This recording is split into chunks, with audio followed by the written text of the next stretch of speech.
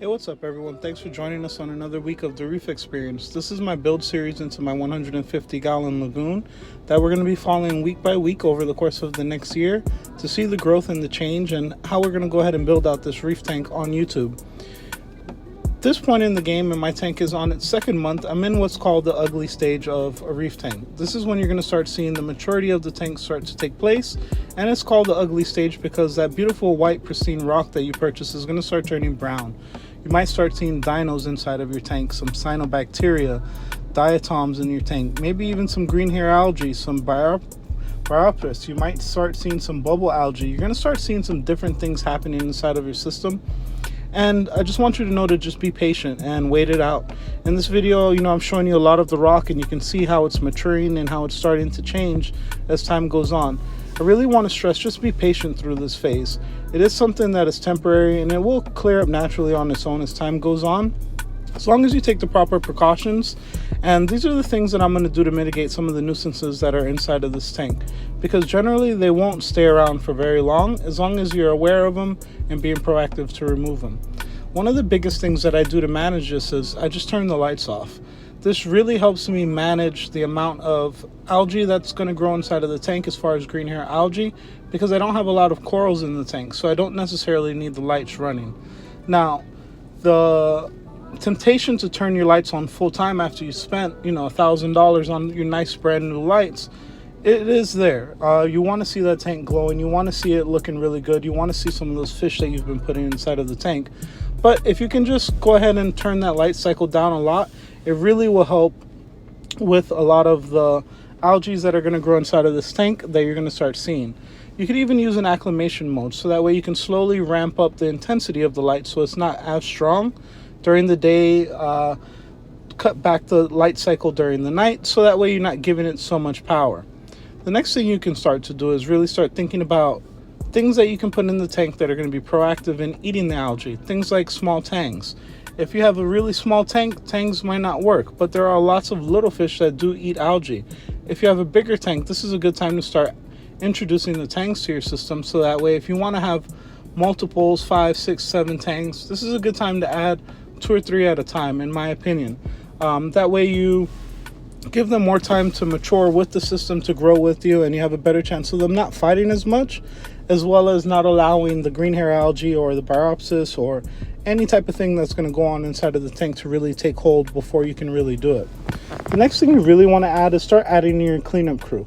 Start getting all of your sales. The biggest one for me is Mexican turbos. They work really well in big tanks, not so much in small tanks, because they're more than likely going to be bigger than a lot of the frags that you're putting inside of the system. So you got to be careful with that. But things like astrias, things like the hermit crabs, start putting them all in of your tank now and get a really good cleanup crew, so that way you can mitigate what's happening in it. Cyano, dinoflagellates, all of these things are things that you may or may not experience while growing out your system. Cyano is one of the more annoying ones. It's really flowy, it's really red, and you can't really let it get out of control. It can really take over your frag racks, your glass, your sand bed, and it is a hard thing to remove. The same thing with dinos. Dinos are a really pesky slime that, man, you can confuse it with cyano because it's a different color, but it can really deter you in the process of setting up this tank. And one of the biggest steps to me that I think that'll help you with this is really getting a good biome inside of the tank, starting to add different bacterias, starting to really consider what type of bacterial solutions you can put inside of the system that adds life to that water. Things like Microbacter 7, things like Microbacter Clean, things like Waste Away, probiotic bacterias, things like PNS products that I use, that substrate sauce, really adding in these biodiversity into your system, so that way one strain doesn't really take hold and take over your whole tank. I think that's a really important factor. The other thing you want to do is really check your nutrients.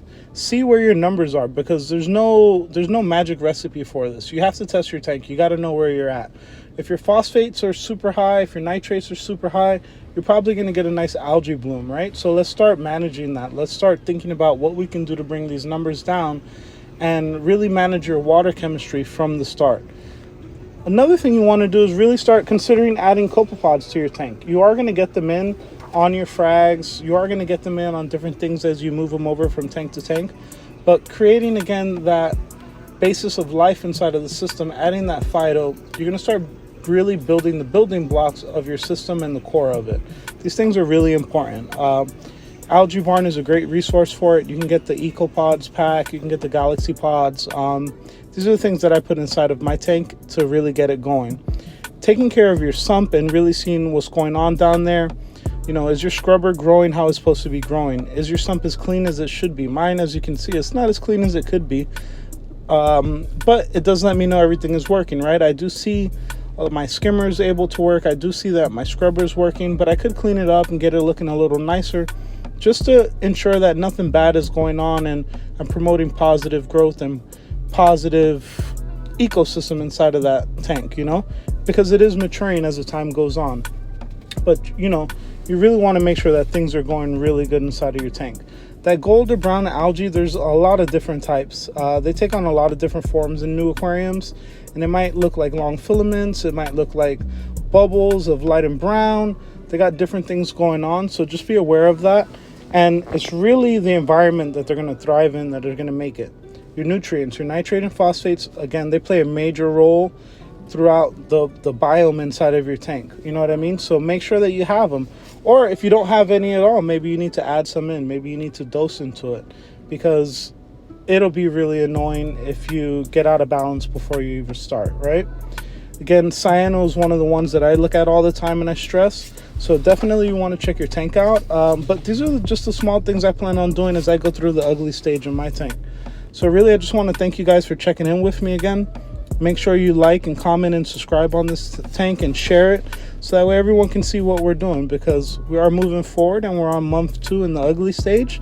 By month 3, I plan on adding all my new fish. I plan on being in Reef Palooza, New York, and buying some fish and start getting some coral into the system next month and being able to move forward. Again, the ugly stage, this is just something that's temporary, so don't be too afraid of it. That's why I showed you all my rock and showed you what it looks like as it's maturing and as it's changing. And by the next video, it'll look a lot different. So again, thanks for watching. Make sure you subscribe and like the video down below, and I'll see you again next week.